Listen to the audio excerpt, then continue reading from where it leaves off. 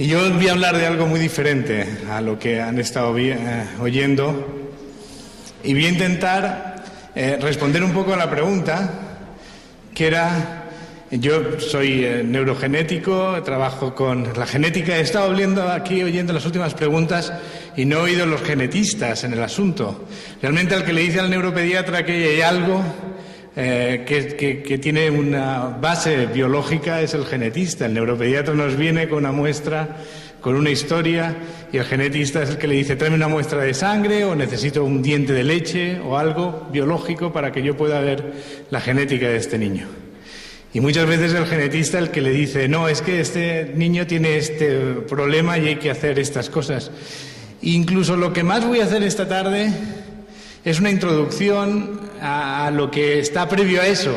Y es que muchas veces el genetista lo que ya ha descubierto es un niño y viene otro niño después y tiene que hacer un diagnóstico prenatal y tenemos que ver si podemos ver antes de que un niño que puede tener problemas nazca si los va a tener o no, dentro de esa prevención o de esa actuación previa. Entonces, en esta primera parte de mis dos charlas lo que voy a hablar es de los marcadores morfológicos que podemos ver en los niños, tanto prenatalmente como perinatalmente.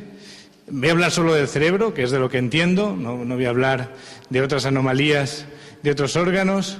Y mañana voy a cristalizar muchas de las cosas que hoy he hablado, hablando de maduración cerebral. Y también una pregunta que ha surgido aquí es el estrés social, cuánto epigenético, genético puede estar en una discapacidad, si la discapacidad es genética o es... Pues mañana les voy a enseñar un caso muy dramático de una gran microcefalia en un niño sin problemas genéticos simplemente por un rechazo social. O sea que al final somos consecuencia de las interacciones. El cerebro es un órgano que es un reflejo del ambiente en que vive. Tengan en cuenta que es el órgano que más ha sido evolutivamente seleccionado como es. El cerebro humano está hecho como es porque vivimos en el mundo en que vivimos. Si viviésemos en otro mundo, tendríamos un cerebro diferente, eso les puedo asegurar.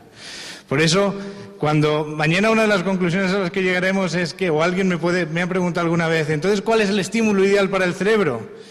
Pues el estímulo ideal para el cerebro es el mundo, porque el mundo ha hecho el cerebro como es, ni más ni menos.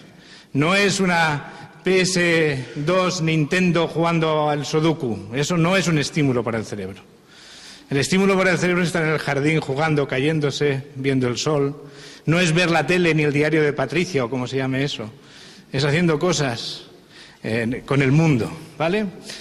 Pero eso va a ser mañana. Entonces hoy vamos a ver qué marcadores podemos ver, qué es lo que llamamos imagen cerebral o neuroimagen y cómo eso ha evolucionado en los últimos años y nos permite hacer un diagnóstico de características morfológicas del cerebro de niños que tienen alguna anomalía o que pueden tenerla y que ya se le hace un estudio prenatal o perinatal. Entonces, lo primero nos tenemos que dar cuenta es que el cerebro es un órgano que evoluciona mucho.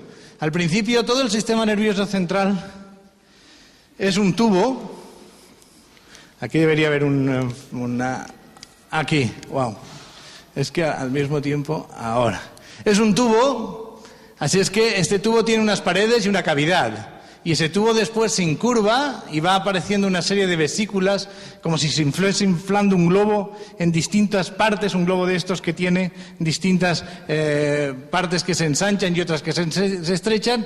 Las partes que se ensanchan mucho van a dar lugar a vesículas y luego van a dar a órganos muy prominentes, y las partes que se quedan estrechas nos van a dar lugar a constricciones donde se va a incurvar el cerebro. Pero siempre, siempre el cerebro va a tener una cavidad y luego una pared. La pared es lo que conocemos como parénquima cerebral, donde van a estar las neuronas, ¿vale?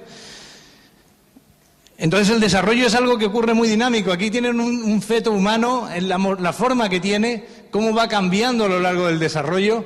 Al principio se parece muy poco a un niño y poco a poco, ya a los 2 meses y medio, 3 meses, 4 meses, ya se está pareciendo a un niño y ya a partir de los 5 meses es claramente una forma humana. Lo que vemos es que la cabeza predomina porque el cerebro predomina en el crecimiento. La forma de la cabeza la determina el crecimiento del cerebro. Todos tenemos la cabeza en función del cerebro que tenemos. No es la cabeza que es la que determina el tamaño del cerebro, ¿vale? O sea que cuando una persona tiene una cabeza grande es que su cerebro aparentemente es grande, casi siempre, ¿eh? Uno puede tener mucha madera, pero en fin, eso es lo raro. O mucho pelo cardado. Pero vamos, debajo de la piel y del hueso, el cerebro, y el tamaño de ese cráneo lo determina el tamaño del cerebro. Y dentro de este cráneo, a lo largo del desarrollo, está ocurriendo esto. Este es ese tubo neural, aquí están los días de gestación y vemos cómo en la parte anterior, que es lo que va a dar lugar a la parte cefálica del tubo neural, lo que conocemos como cerebro, vemos que hay unas partes que crecen mucho.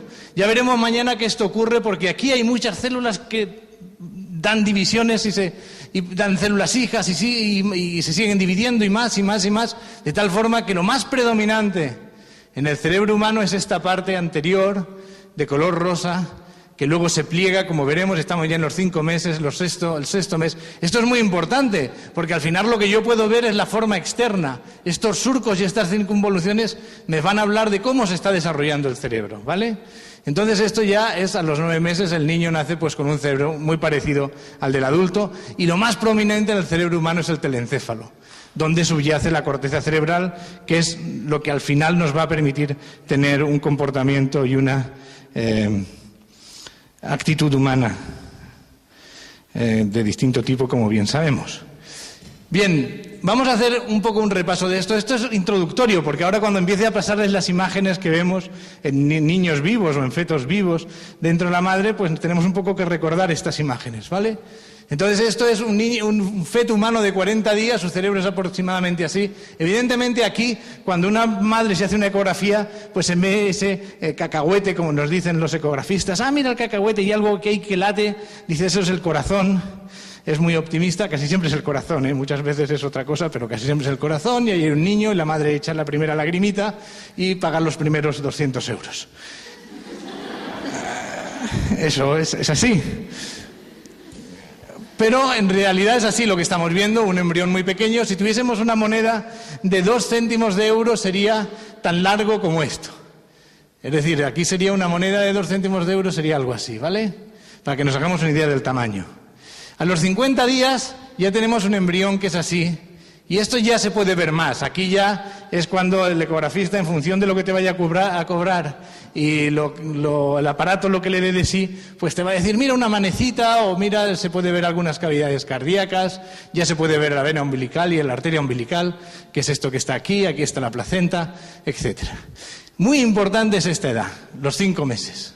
Los 5 meses ya el feto tiene forma humana completamente, y es las famosas 20 semanas, que es justo cuando en España se puede hacer el aborto terapéutico, y por lo tanto es una época que es muy importante desde el punto de vista radiológico, desde el punto de vista morfológico, de escribir bien, porque es la que muchas veces es la morfología del feto que, por lo que sea, podemos pensar que tiene alguna anomalía, la que nos va a asegurar que el feto la tiene o no la tiene. Ya les voy a presentar hoy algunas imágenes de fetos de 20 semanas, se ve muy poco. Y mañana les voy a explicar un caso que nos ocurrió a nosotros y cómo ya a los 20 semanas podemos detectar que hay una anomalía clara en un feto, que previamente ha tenido un diagnóstico genético de presunción.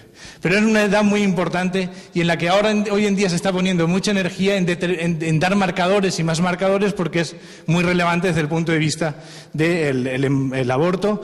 Parece que se va a extender hasta la 24 semana, pero vamos, alrededor de la 20 semanas es muy importante que se haga bien el diagnóstico. Y ya después es donde se hace casi siempre la ecografía clásica craneal, en la que pues el ecografista también, en función de lo que le pagues, pues estudia muy bien el cerebro y todo esto. Digo en función de lo que le pagues porque veremos que hay una de las conclusiones en uno de los trabajos recientes que hace referencia a esto. Esta es la tabla más interesante desde el punto de vista de un neonatólogo y desde el punto de vista de un neurogenético y de un neuroradiólogo para entender cómo se construye el cerebro desde la época fetal, embrionaria, fetal, hasta el nacimiento, y cómo hay procesos que siguen ocurriendo después del nacimiento y hay procesos que ocurren en distintas edades y en momentos muy específicos del desarrollo.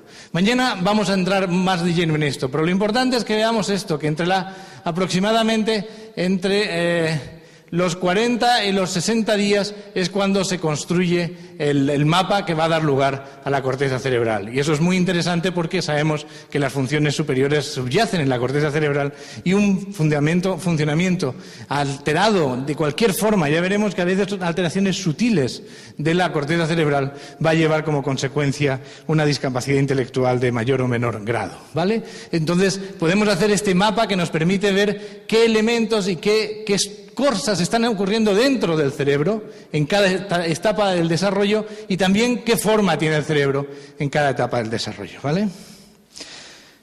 Bien, en cuanto a lo que es el desarrollo cerebral en general, vemos unas cosas muy interesantes. Miren, esta es una tabla fundamental, porque esto habla de densidad sináptica. Al final, el cerebro funciona porque las neuronas se hablan entre sí. Si yo tengo muchísimas neuronas mudas, autistas, no me sirve para nada el cerebro. Voy a tener una gran discapacidad intelectual. Y también, si se hablan bien, si se hablan y no se entienden, pues tampoco van a servir para nada. Y eso lo hacen por lo que se llaman las sinapsis. Pues miren, el cerebro, las sinapsis se forman sobre todo en los primeros años de vida. Pero miren cómo, cuando una persona nace, en el nacimiento, la sinapsis de sus lóbulos frontales, que es donde están las funciones superiores, están a 1/4. Es decir, 3/4 de esa funcionalidad de la sinapsis se va a hacer en los primeros años de vida. Mientras que otros sistemas funcionales, como la visión o el sistema auditorio, está a 1/3. Es decir, se tiene que desarrollar 2/3. Se tienen que desarrollar en funciones mentales superiores 3/4 y en funciones más básicas 2/3. Ese es el fundamento de la atención temprana. El niño está ahí ya encima de la mesa y todavía su cerebro hasta los 15 años tiene que tener un proceso evolutivo que todos tenemos, una fase de crecimiento amplio de conexiones entre las neuronas y la adolescencia, que todos sabemos que es una enfermedad neurodegenerativa, una pérdida de conexiones, ¿vale? Pero esto ya para los neurólogos, que son los que hablan de neurodegeneración, los pediatras no. Aquí ya el pediatra pierde a los niños y empiezan